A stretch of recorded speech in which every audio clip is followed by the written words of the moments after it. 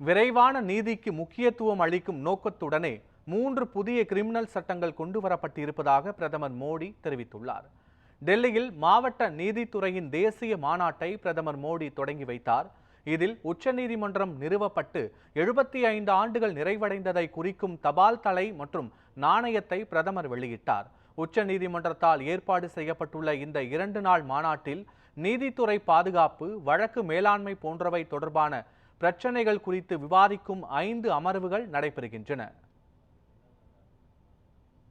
மாநாட்டை தொடங்கி வைத்து பேசிய பிரதமர் மோடி, நீதித்துறை மீதான மக்களின் நம்பிக்கையை உச்சநீதிமன்றம் எப்போதும் நிலைநிறுத்தியுள்ளது என்றும் கூறினார். மாவட்ட நீதிமன்றங்களில் நிலுவையில் உள்ள 5 கோடி வழக்குகளுக்கு விரைவாக தீர்வு காண பல்வேறு நடவடிக்கைகள் எடுக்கப்பட்டு வருவதாகவும் தெரிவித்தார்.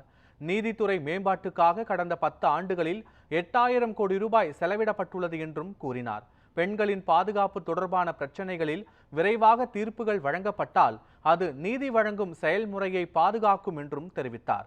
விரைவான நீதிக்கு முக்கியத்துவம் அளிக்கும் தேசத்துக்காக முற்றுப்புள்ளி வைக்குமே 3 புதிய கிரிமினல் சட்டங்கள் கொண்டு வரப்பட்டுள்ளன என்றும் பிரதமர் மோடி குறிப்பிட்டுள்ளார்.